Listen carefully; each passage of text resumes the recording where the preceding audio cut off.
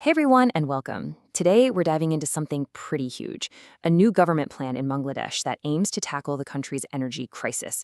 And the idea? Well, it's brilliant in its simplicity.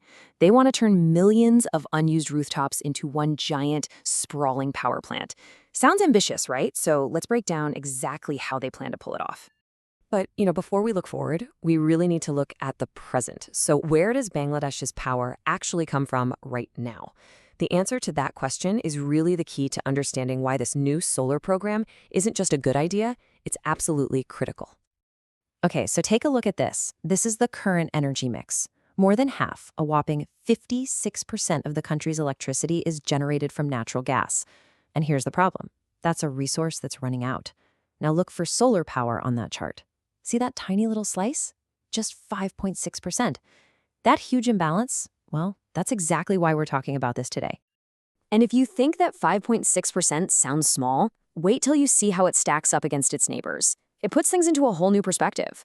While Bangladesh is at 5.6%, Pakistan is already over 17%. India, they're at 24%.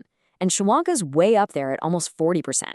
So yeah, this isn't just a small gap. It's a huge, glaring opportunity for Bangladesh to catch up. All right, so here's how we're going to break it all down for you. First, we'll dig into the energy crisis itself. Then, we'll look at this new rooftop solar program as the big solution. After that, we'll get into the nitty-gritty of how it works, what the incredible benefits are supposed to be, and finally, we'll zoom out and look at the big picture for the future. Okay, first things first, the energy crisis. We mentioned the natural gas reserves are running low, and that's a massive problem. So to counter this, Bangladesh has set some really ambitious goals for itself. They're aiming for 20% renewable energy by 2030 and then 30% by 2040. The country is really at a fork in the road where the old way of doing things just isn't going to cut it anymore. And that brings us right to the solution, the star of our show today, the National Rooftop Solar Program. Now, I want to be clear. This isn't some small adjustment or a minor policy change. No, this is the government's big strategic play to achieve energy independence and actually meet those green energy goals we just talked about. And the idea at the heart of it all is just, well, it's brilliantly simple. Think about it. What's the one massive, totally untapped resource that you can find in every single city, town, and village? It's the rooftops. The plan is to take all that empty space and turn it into a massive, nationwide power plant, but one that's spread out everywhere. So, the big question is, how do you actually make something like this happen? Well, the program is cleverly built on two powerful initiatives that run side by side. Each one is designed to target a different part of the country and really speed up this whole solar transition. Let's look at these two pillars. The first one, Initiative Ka, is aimed at government buildings. Pretty straightforward. The government pays for the installation costs right out of the gate. Think of it as a direct government investment.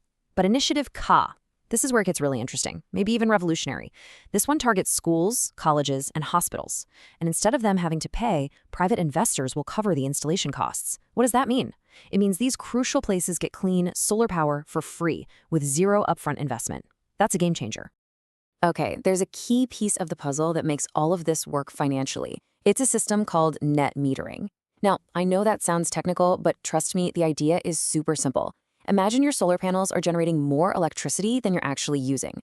With net metering, all that extra power doesn't go to waste. It gets sent back to the main power grid, and you get a credit on your bill for it. Seriously, it's like watching your electricity meter literally spin backwards. How cool is that? And this isn't just some vague idea either. There's a really clear 5-step plan to get this done, starting with checking out the roof and ending with the final work order. And get this, the whole process is designed to take just 3 to 6 months. They're really prioritizing speed and making sure this happens fast. All right, let's get to the really exciting part. What are the expected results? If this whole plan comes together by its deadline of December 2025, the benefits for the entire country are, well, they're going to be staggering. Absolutely mind-blowing. First, let's talk about the raw power. The goal here is to add an incredible 3,000 megawatts of clean solar energy to the national grid. That is a truly game-changing amount of electricity. It's enough to seriously strengthen the energy security of the whole country. But this isn't just about kilowatts and megawatts. It's also a powerful economic engine. We're talking about the creation of an estimated 100,000 new jobs, 100,000. And it's expected to kickstart a whole new wave of entrepreneurs jumping into the green energy space. And then there's the money. The financial impact is just huge. By not having to buy as much expensive imported fuel, the nation is set to save around 4,200 crore taka. And listen to this, that's not a one-off saving, that's every single year. And of course, we have to talk about the environment. The impact here is massive. This program is projected to cut carbon dioxide emissions by 2.5 million tons. Again, that's every year. In the global fight against climate change, that is a really, really powerful move.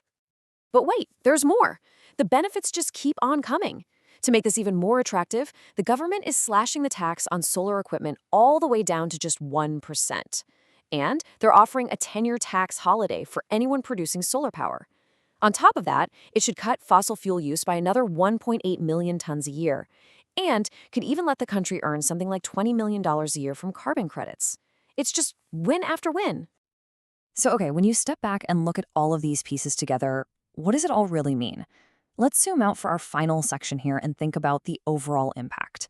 Because this really does have the potential to be a true game changer for the entire nation. Really, the vision behind this whole thing can be summed up perfectly. It's a huge step towards achieving renewable energy goals, it ensures energy security, it protects the environment, and it drives economic development. I mean, think about that. It's hitting 4 massive, critical targets all at the same time.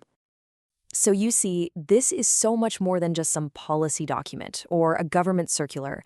It's a foundational step. It's a blueprint for a future where Bangladesh is more sustainable, more secure in its energy supply, and ultimately more prosperous for every single one of its citizens. And that really brings us to the final big question. The plan, as we've seen, is incredibly ambitious. The potential is immense. And the stakes, they couldn't be higher. So can this one program, this single focused effort, genuinely change the entire future of renewable energy in Bangladesh? That's the question we're left with.